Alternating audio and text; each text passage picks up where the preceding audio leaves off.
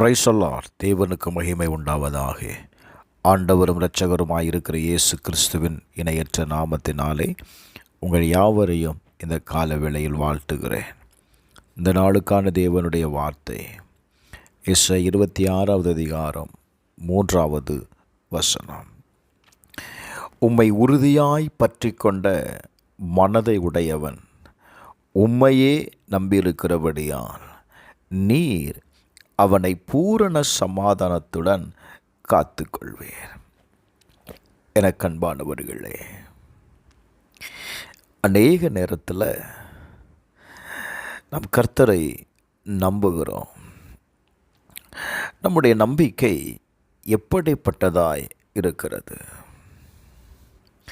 வேதம் சொல்லுகிறது, உறுதியாய் பற்றி கொண்ட மனதை உடையவன். நாம் தேவனை நம்முடைய காரியங்களுக்கு உறுதியாய் பிடித்து கொள்ளுகிறோமா? நாம் உறுதியாய் பிடித்து கொள்ளும்போது வேதம் சொல்லுகிறது,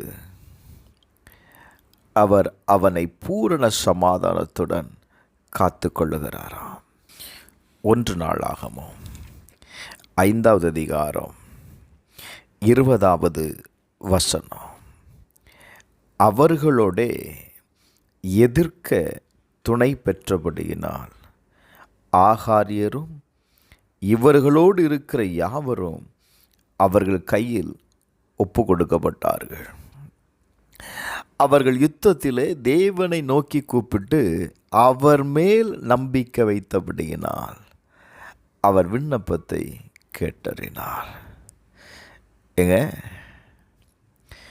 யுத்தம், அந்த யுத்தத்திற்கு தேவன் மேலே நம்பிக்கை வைக்கிறார்கள். Praise the Lord. அவங்க வைத்த நம்பிக்கை என்ன செய்தது தெரியுமா? அவர்களுக்கு எதிராக யுத்தம் செய்தவர்களை தேவன் அவர்கள் கையில் ஒப்பு கொடுத்தார். இந்த கால வேளையில் நீங்கள் தேவனிடத்தில் உங்களுடைய பிரச்சனைகளை, உங்களுடைய சூழ்நிலைகளை, உங்களுக்கு எதிராக இருக்கிற காரியங்களை தேவன் உங்கள் கையில் ஒப்பு கொடுப்பதற்கு, அந்த காரியத்தில் நீங்கள் ஜெயத்தை பெற்றுக்கொள்வதற்கு தேவனிடத்தில் உங்கள் நம்பிக்கையை வைங்க. நான் சொல்லுவேன், நீங்கள் நம்பிக்கை வைத்து நீங்கள் ஜெபம் பண்ணுவீங்க அப்படின்னா கட்டாயம் உங்கள் ஜெபம் கேட்கப்படும்.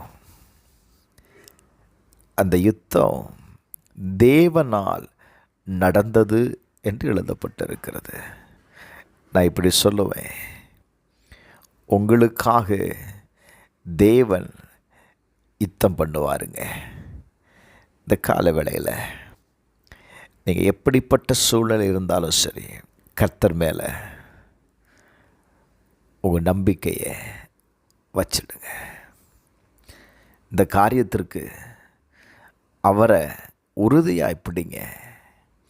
உங்கள் ஜெபம் கேட்கப்படும். எரேமியா 17:7 சொல்லுது, கர்த்தர் மேல் நம்பிக்கை வைத்து கர்த்தரை தன் நம்பிக்கையாக கொண்டிருக்கிற மனுஷன் பாக்கியவான். கர்த்தர் மேலே நீங்கள் நம்பிக்கை வச்சிட்டிங்கன்னா அந்த காரியத்தில் ஆசீர்வாதம் உண்டாகுங்க. செபிப்போமா. பரலோக பிதாவே, இயேசுவின் நாமத்தில் செபிக்கிறப்பா. இந்த கால வேளையில் ஆண்டவரே, நெருக்கமான சூழ்நிலையில் உங்கள் மேலே எங்கள் நம்பிக்கையை வைக்கிறேன்ப்பா. உம்மால் அந்த சூழ்நிலையை மாற்ற முடியும். உங்களால் இந்த கஷ்டத்தை நீக்க முடியும். உம்மை நான் நம்புகிற இந்த காரியத்திற்கு ஆசீர்வாதத்தை தாரும். இயேசுவின் நாமத்தில் பிதாவே, ஆமென்.